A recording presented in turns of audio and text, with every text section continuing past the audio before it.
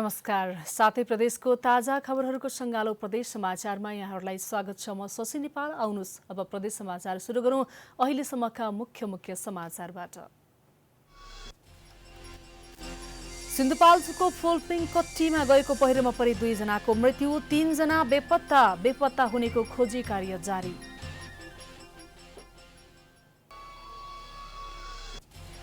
अविरल वर्षासँगै आएको बाढीका कारण तराईमा लगाइएको धान खेतीमा डुबान। पश्चिम नवलपरासीको पाल्ही नन्दनमा मात्रै 400 बिघामा लगाइएको धानमा क्षति।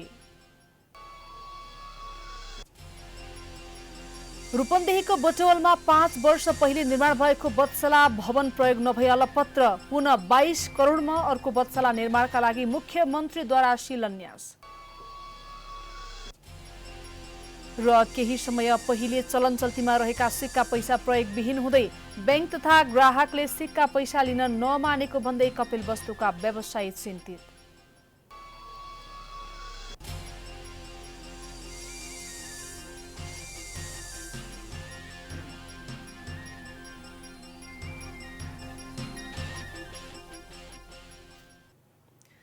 आजको प्रदेश समाचार सुरु गरौँ बागमती प्रदेशको सिन्धुपाल्चोकको भोटेकोसीमा पहिरोमा परे मृत्यु भएको सम्बन्धी प्रसङ्गबाट।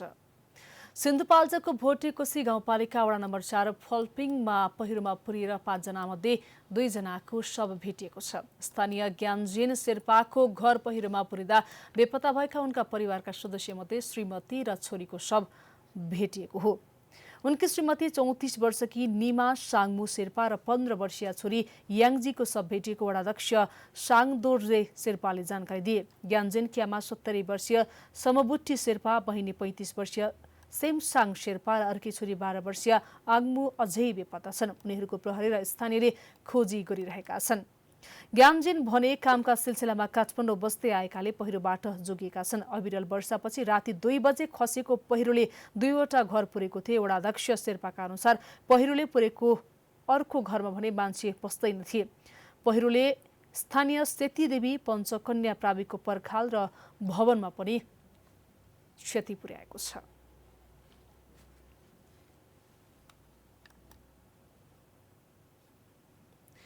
अबको पालोमा प्रदेश 5 को पश्चिम नवलपरासीमा बाढीका कारण धान खेती डुबानमा परेको सम्बन्धी प्रसङ्ग रहेको छ। पश्चिम नवलपरासीमा अविरल वर्षाका कारण आएको बाढीले धान खेती डुबाएपछि कृषकहरू चिन्तित बनेका छन्। कोभिड-19 को महामारीमा बल्ल तल्ल लगाएको धान खेती बाढीले डुबाउँदा किसानहरू निराश बनेका हुन्। पश्चिम नवलपरासीको पालीनन्दन गाउँपालिका र सरावल गाउँपालिकामा आएको बाढीका कारण दर्जनौं घरहरूमा पानी पसेको छ भने बिघौं बिघा धान खेती डुबानमा परेको छ। पालीनन्दन गाउँपालिकाका किसान बाढीले धान खेती डुबानमा परेपछि निराश भएका छन्। सबै डुबानमा छ। सबै धान लगाउनु भएको थियो। घर त परे छैन नि। घरमा पानी डुब्दैन। हरेक वर्षमा हुन्छ तपाईँको आफ्नो पनि पर्यो? कति खेतमा पर्यो? हाम्रो खेत 3 बिघा छ। 3 बिघाको सबै धान डुबेछ? यता घरभित्र पानी पसेपछि नजिकैको विद्यालयमा आश्रय लिएका पालीनन्दन गाउँपालिकाका बाढी पीडितलाई पालीनन्दन गाउँपालिकाका अध्यक्ष बैजू प्रसाद गुप्ताले राहत वितरण गरेका छन्। पालीनन्दन 1 शङ्करपुरका 5 घर परिवारलाई गुप्ताले चामल, नुन, तेल, चिनी, चियापत्ती, साबुन लगायतको राहत वितरण गरेका हुन्।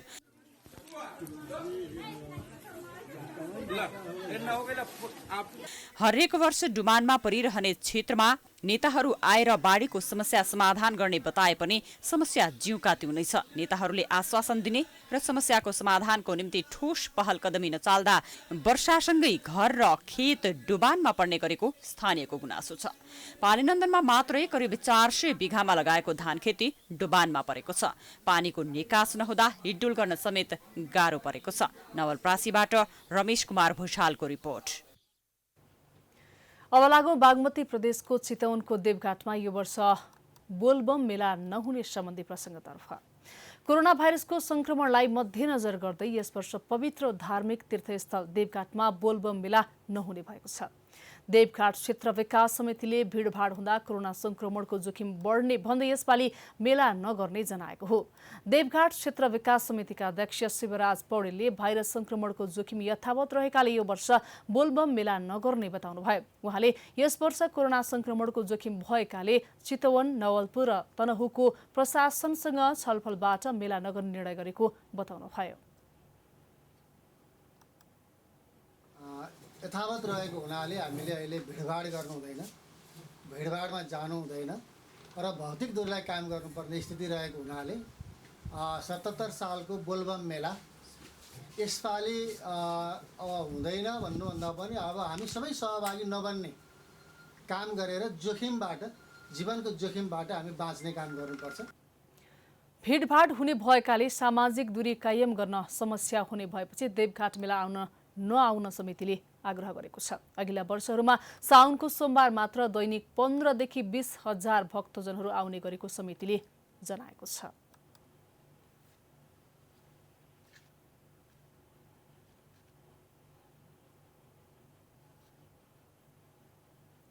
प्रदेश समाचारमा पालो भएको छ विश्रामको।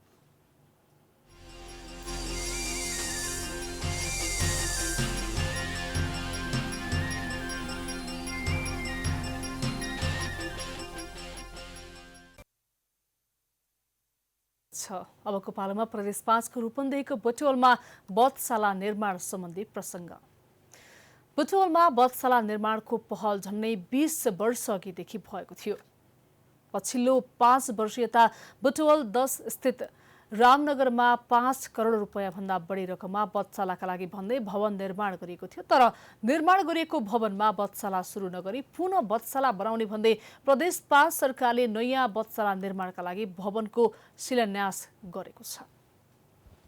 अन्तर्गतको पशुपन्छी बजार निर्देशनालय र तत्कालीन बुटवल नगरपालिका हाल उपमहानगरको लगानीमा निर्माण गरिएको बधशालाको भवन निर्माण पूरा भएर पनि सञ्चालनमा आउन सकेन। यसको एउटै कारण हो बधशाला सञ्चालनका लागि भवन उपयुक्त नहुनु। सो भवनमा बधशाला सञ्चालन गर्न नसकिने निष्कर्ष प्राविधिक टोलीले निकालेको थियो। परिणाम त राज्यको झण्डै 5 करोड रुपैयाँ लगानी बालुवामा पानी बन्यो। 5 करोड रुपैयाँको लगानीमा बनेको सो भवनको ठेक्का अहिले बुटवल उपमहानगरपालिका 8 का वडाध्यक्ष भीमप्रसाद श्रेष्ठले पाएका छन्। अहिले पुनः सोही स्थानमा अन्तर्राष्ट्रिय मापदण्डको बधशाला निर्माण गर्ने उद्घोषसहित शिलान्यास गरिएको छ। प्रदेश 5 का मुख्यमन्त्री शंकर पोखरेल सहित अन्य मन्त्रीहरू र स्थानीय जनप्रतिनिधि र प्राविधिकहरूको सहभागितामा बधशालाको शिलान्यास गरिएको हो। हामीले जे कार्यक्रमहरू सारेका छौँ, जे योजनाहरू अगाडि सारेका छौँ, त्यो योजनासँग चाहिँ आम किसानहरूलाई कति जोड्न सक्छौँ भन्ने कुरा नै मुख्य कुरा हो। र व्यवसायहरूलाई हामीले चाहिँ बजारीकरणको प्रक्रियामा चाहिँ कृषि उत्पादनसँग जोडिएका व्यवसायहरूलाई कति जोड्न सक्छौँ भन्ने खालको कुरा नै मुख्य कुरा हो। करिब 3 बिघा क्षेत्रफलमा अन्तर्राष्ट्रिय मापदण्ड सहित अत्याधुनिक पशु बधशाला निर्माण हुने उपमहानगरपालिकाको दाबी छ। 22 करोड 13 लाख 35,996 रुपैयाँको लागतमा निर्माण ठेक्का सम्झौता भएको बधशाला निर्माण सुरु भएको 16 महिनामा निर्माण सक्ने गरी सम्झौता भएको थियो। बधशालाका लागि पहिलो चरणमा प्रदेश 5 को भूमि व्यवस्था, कृषि तथा सहकारी मन्त्रालयको 7 करोड, बुटवल उपमहानगरपालिकाको 3 करोड गरी आर्थिक वर्ष 2076-77 मा कुल 10 करोड रुपैयाँ बजेट विनियोजन भएको उपमहानगरपालिकाले जनाएको छ। हामी यसलाई सार्वजनिक निजी साझेदारी ऐन बुटवल उपमहानगरपालिकाले पारित गरिसकेको छ। त्यसको नियमावलीभित्र रहेर सार्वजनिक निजी साझेदारी अन्तर्गत कम्पनीबाटै यो चलाउने हो र यो सम्पन्न भइसकेपछि हामीले कम्पनीलाई हस्तान्तरण गर्ने हो। बधशाला निर्माणका लागि शिवशक्ति कन्स्ट्रक्सन प्राली कम्पनीले ठेक्का पाएको छ। दैनिक 1000 खसी बोका बध गर्न मिल्ने गरी बधशाला निर्माण हुन लागेको उपमहानगरपालिकाले जनाएको छ। बधशालासँगै बाख्राको चरण, होल्डिङ, पशु स्वास्थ्य जाँच तथा उपचार कक्ष, बधशालामा खटिनेहरूका लागि प्राथमिक उपचार कक्ष, सुरक्षा कक्ष, फोहर प्रशोधन केन्द्र, हरियाली उद्यान र बगैँचा निर्माण गरिनेछ। बधशालाबाट निस्कने फोहरलाई प्रशोधन गरेर बायोग्यास निकालिने उपमहानगरपालिकाले जनाएको छ। रूपन्देहीबाट प्रदीप आचार्यको रिपोर्ट। अब लागौ गण्डकी प्रदेशको कास्कीमा भएको विकास निर्माण सम्बन्धी प्रसङ्गतर्फ। पोखरा महानगरपालिका 25 हेम्जामा पक्की सडक बनेपछि स्थानीयमा खुसी छाएको छ। करिब 70 घर गन्धर्वहरू बस्दै आएको उक्त बस्तीमा 205 मिटर लामो पक्की सडक निर्माण भएसँगै स्थानीयमा खुसी छाएको हो। गन्धर्व जाति मात्रै बसोबास गर्ने भएकाले उक्त नवनिर्मित सडकलाई उनीहरूले गन्धर्व रोड समेत नामाकरण गरेका छन्। पहिला सानो बाटो भएर आफूहरूलाई हिडडुल गर्न समस्या हुने गरेकोमा अहिले आवत जावतमा सहज भएको उनीहरू बताउँछन्। यो बाटो पनि राम्रो भयो, हाम्रो सबैले सुविधा एकदम खुसी छ। हाम्रो यो गन्धर्व बस्ती हो र यो बाटो पनि हामीलाई धेरै खुसी छ। मालिक विकास केही पनि सक्दैन, यस्तै विकास सधैँ हुँदै जान्छ, हामीलाई विकास चाहियो। तर यो डरले हामीले गन्धर्व डर भन्ने भएको छ। गन्धर्व डोर गन्धर्व डर गन्धर्व बाटो गन्धर्व बाटो निर्माण समिति भनेर गन्धर्वै हामी गाएको। सांसद विकास कोष अन्तर्गत 15 लाख र प्रदेश सरकार पूर्वाधार विकास कार्यालयको 25 लाख गरी संयुक्त रूपमा 40 लाखको लागतमा सडक निर्माण गरिएको हो। बस्तीमा चाहिँ हाम्रो रामजी मान्ने र पुष्पा मान्नेको जुन यो निर्वाचन क्षेत्र तिब्बतमा 15 लाख रुपियाँ विनियोजन गरिएको थियो। 15 लाख त्यही आयोजनमा प्रदेश सरकार पूर्वाधार विकास कार्यालयको तर्फबाट चाहिँ 25 लाख रुपियाँ र लगभग 40 लाख रुपियाँ चाहिँ हामीले सहलगानी दुईटा कार्यालय, हाम्रो सिँचाइ जसो तथा सिँचाइ विकास डेभलपमेन्ट कार्यालय र हाम्रो पूर्वाधार विकास कार्यालय कास्कीले चाहिँ संयुक्त रूपमा सहलगानीको रूपमा चाहिँ एउटै एकमुष्ट टेन्डर गरेर चाहिँ हामी 40 लाखको टेन्डर गऱ्यौँ। सडक बाटो नहुँदा हिडडुल गर्न समस्या भोग्दै आएका गन्धर्व समुदायले सडक निर्माण भएपछि स्थानीय सरकारको महसुस गर्न थालेका छन्।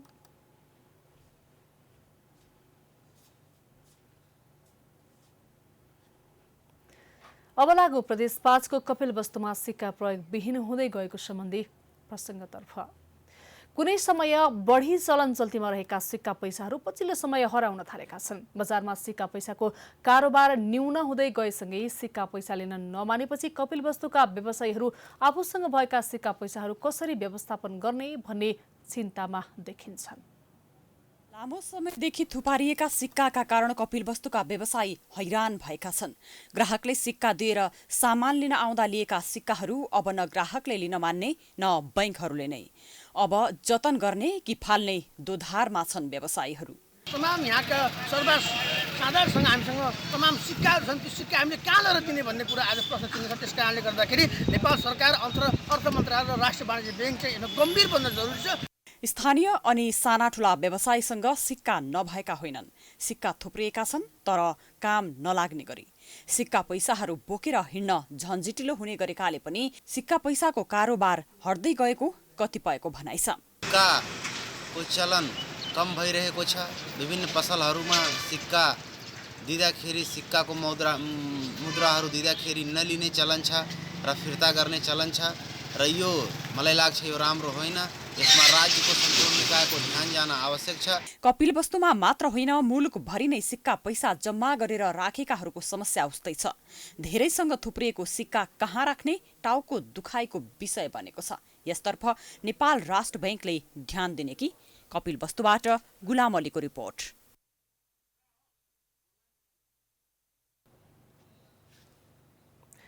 अन्त्यमा प्रदेश 1 को इटहरीको फोहोर व्यवस्थापन सम्बन्धी प्रसङ्ग रहेको छ। इटहरीको मुख्य चुनौती तथा विवादमा आइरहने फोहोर व्यवस्थापनको विषय अब केही महिनादेखि समाधान हुने भएको छ। वेस्ट एन्ड इन्भारो म्यानेजमेन्ट प्रणालीले इटहरी उपमहानगरपालिका 10 मा निर्माण सुरु गरेको ल्यान्डफिल साइटको काम अन्तिम चरणमा पुगेसँगै फोहोर व्यवस्थापन हुने भएको हो।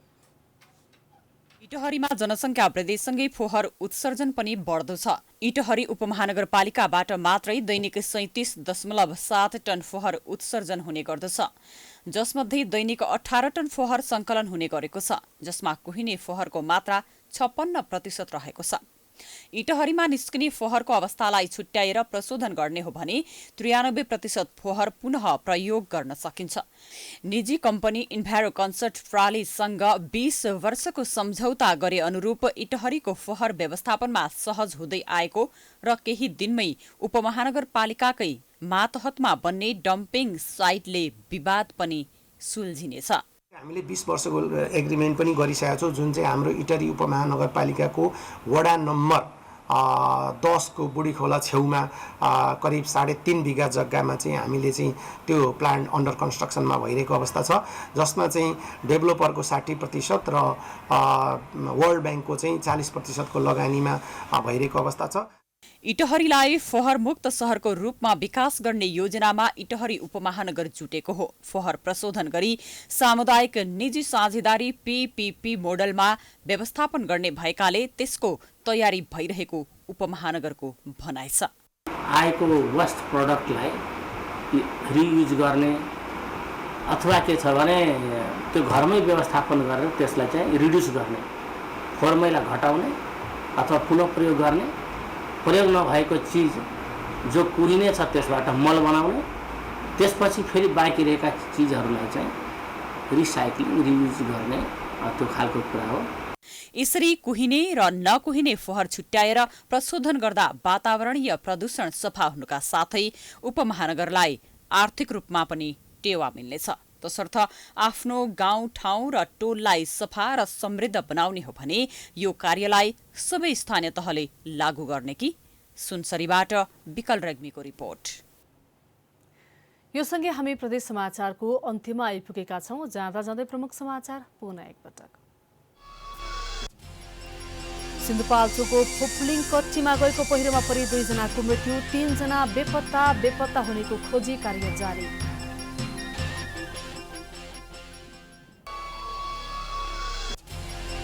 अविरल वर्षासँगै आएको बाढीका कारण तराईमा लगाइएको धान खेती डुबानमा। पश्चिम नवलपरासीको पाल्ही नन्दनमा मात्रै 400 बिघामा लगाइएको धानमा क्षति। रूपन्देहीको बुटवलमा 5 वर्ष पहिले निर्माण भएको बधशाला प्रयोगविहीन, पुनः 22 करोडमा अर्को बधशाला निर्माणका लागि मुख्यमन्त्रीद्वारा शिलान्यास। र केही समय पहिले चलनचल्तीमा रहेका सिक्का पैसा प्रयोगविहीन हुँदै बैंक तथा ग्राहकले सिक्का पैसा लिन नमानेको भन्दै कपिल वस्तुका व्यापारी सेन्तिर। प्रदेश समाचार अहिलेलाई सकियो। प्राइम टाइम्स टेलिभिजन हेर्दै गर्नुहोला। नमस्कार।